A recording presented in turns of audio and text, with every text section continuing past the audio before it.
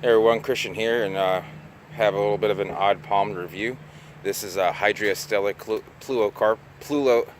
pleurocarpa. Sorry, it's a little hard to pronounce there. Not sure why, but this is from Southeast Asia, as are many Hydriastele.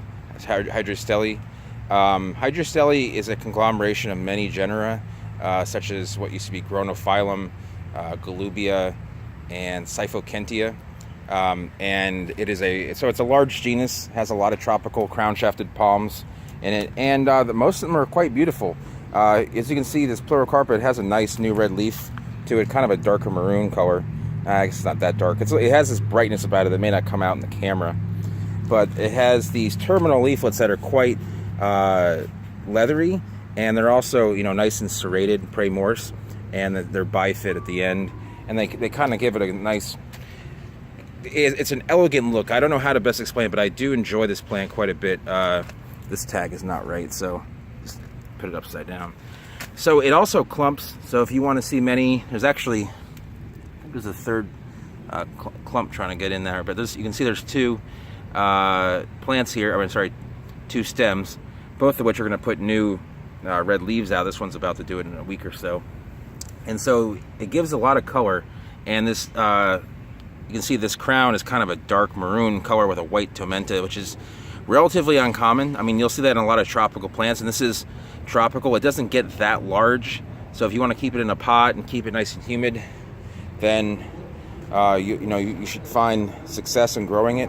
This won't grow out in the full sun. This won't get large. It won't tolerate a lot of cold, but it is a nice understory plant that does give a lot of color. So if you want to add color to your patio, or you live in a tropical area that you do have understory, by all means go for it. It's a great plant. Honestly, I don't think I've ever grown this from seed, but most Hydriastele seed kind of have they look sort of just like a small acorn, and tiny acorn. We're talking like a few millimeters wide, maybe 6 millimeters across, like a 1/4 inch, and you put it in rich soil, give it a lot of heat, humidity, and fresh seed should germinate within a month, and it won't be the fastest grower, but it will be rewarding once it is of a good size. So these plants are probably 2 to 3 years old. So if you don't mind waiting a little while, then you have yourself a nice little 3-gallon plant. And there's other Gronophyllum. There's I believe there might be Gronophyllum pinanjoides here, which is from the Penang area of Thailand. A lot of these plants you might see are not looking so hot, and you might be like, well, what's going on? Well, it isn't actually. This is a little mixture of the aftermath of Hurricane Irma and what happens when fungus breaks out in a greenhouse after there's no power or any ability to spray. So they're all recovering well. As you can see, these leaves are nice, but the older leaflets kind of look ratty. And this one's kind of a good example. See, the bottom leaflet's not looking so well. Top one's not looking too bad.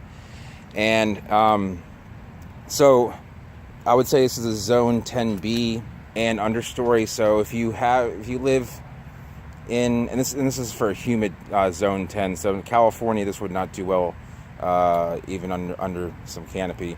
If you live in Miami, you could probably get away with this.